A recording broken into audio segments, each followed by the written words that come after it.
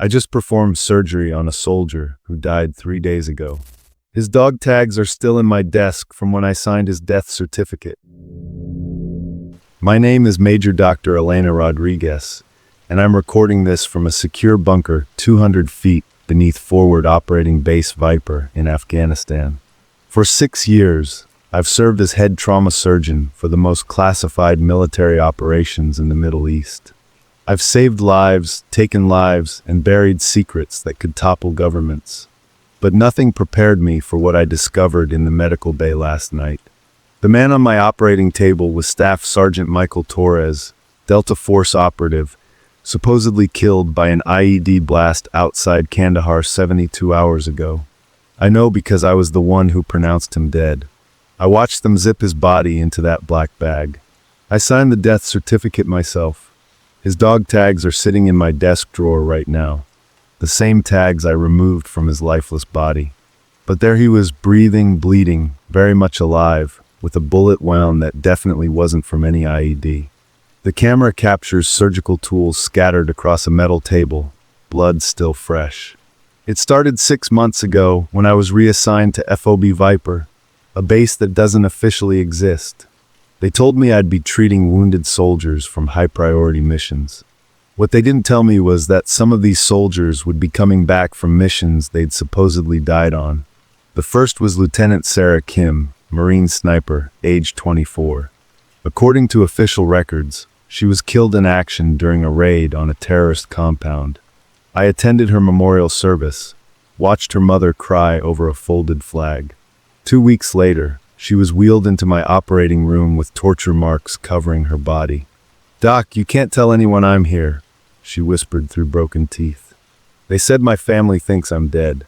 If they find out I talked to you." Before I could ask questions, Colonel Marcus Webb arrived with 2 men in black uniforms I didn't recognize. They sedated Sarah and wheeled her away. When I asked where they were taking her, Webb smiled coldly. "Dr. Rodriguez, you have level 7 clearance. That patient has level 9 classification. You never saw her." A distant explosion echoes through the bunker. I pause listening. That's when I realized FOB Viper wasn't treating wounded soldiers. We were maintaining assets for a program called Desert Protocol. Soldiers who'd been officially declared dead, but were actually being used for operations so classified that even their deaths were fabricated. These weren't rescue missions or prisoner exchanges. These soldiers had been volunteered for something worse. Over the next few months, I treated 17 dead soldiers. Each one bore signs of systematic torture, psychological conditioning, and surgical modifications I couldn't identify. Brain implants, chemical burns, surgical scars that looked like experimental procedures. They'd whisper fragments of what was happening to them between surgeries. Secret facilities in the desert. Experiments with memory erasure. Something called Project Lazarus that was turning dead soldiers into programmable weapons. The lights flicker. Emergency power kicks in. The breaking point came when they brought in Corporal Danny Morrison, a 19-year-old kid from Ohio, whose funeral I'd attended via video link just last week. His parents had buried an empty casket while their son was strapped to a gurney, his eyes vacant and unrecognizing. Danny didn't remember his own name. Someone had performed crude surgery on his brain, leaving him with the cognitive function of a child, but the combat skills of a trained killer. When I tried to examine him, he grabbed my wrist with inhuman strength and nearly broke it.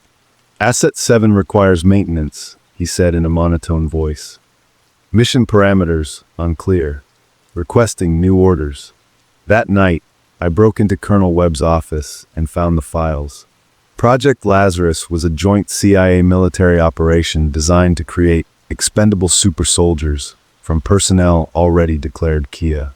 The perfect cover, who would look for dead men. Footsteps echo in the corridor above. I lower my voice. The process was horrific. Selected soldiers would be placed in life-threatening situations during legitimate missions. When they were critically wounded, instead of real medical treatment, they'd be given experimental drugs that induced death-like states. Their deaths would be reported, funerals held, families grieved. Meanwhile, the corpses would be transported to black sites in the Nevada desert where military scientists would revive them and begin the conditioning process. Memory erasure, personality reconstruction, surgical enhancement. They were turning human beings into programmable weapons. But something was going wrong. The soldiers weren't dying when they were supposed to. Their bodies were rejecting the modifications. Instead of creating perfect weapons, they were creating damaged, unpredictable assets that needed constant medical maintenance. That's why I was here. Not to save lives, but to keep these broken weapons functional long enough for their next mission. The recording cuts briefly as I check the bunker door. 2 days ago, I tried to contact Danny's parents. I wanted them to know their son was alive, even if he wasn't the same person. That was my mistake.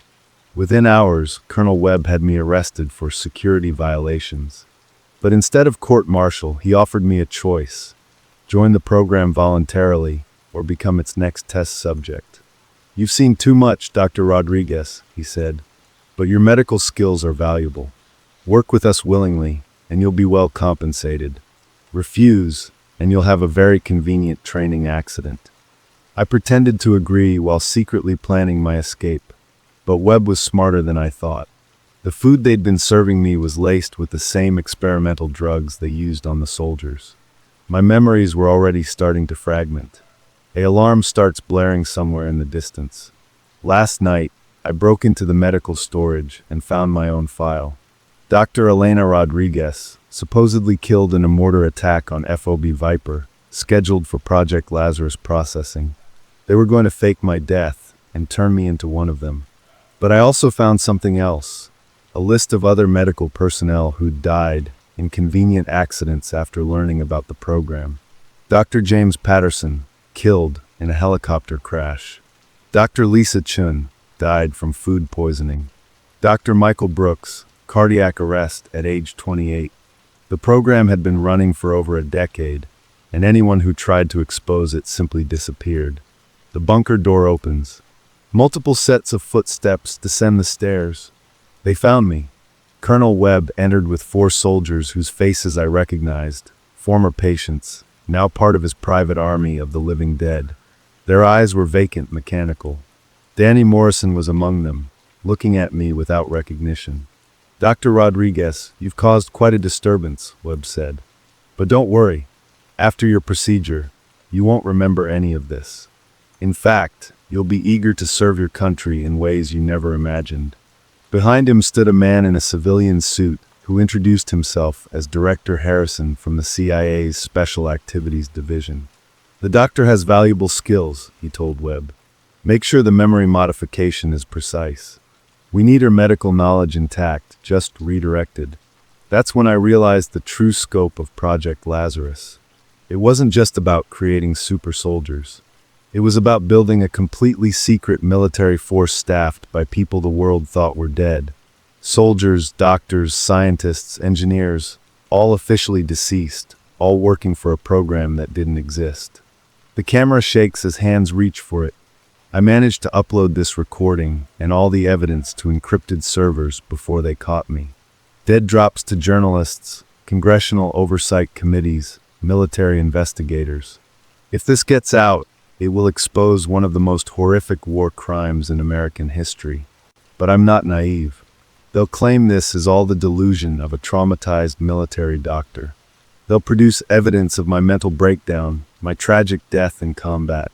My family will get a folded flag and a medal. The recording cuts to static, then resumes with a different timestamp. If you're watching this, I'm either dead or worse than dead. The soldiers you see at military funerals, the heroes honored for their sacrifice, some of them are still alive, imprisoned in a nightmare worse than death. Project Lazarus is real. The dead are walking, but not by choice. They're slaves, weapons, expendable assets in an invisible war. Find the families of the soldiers I've named. Tell them their children might still be alive. Demand answers from your government. Don't let them turn American heroes into programmed killers. Colonel Webb's voice can be heard. "That's enough, Doctor. Time for your new life." Share this story to expose military corruption and bring the dead home to their families. Don't let Project Lazarus continue in the shadows. The camera falls. A syringe appears in frame. The screen goes black.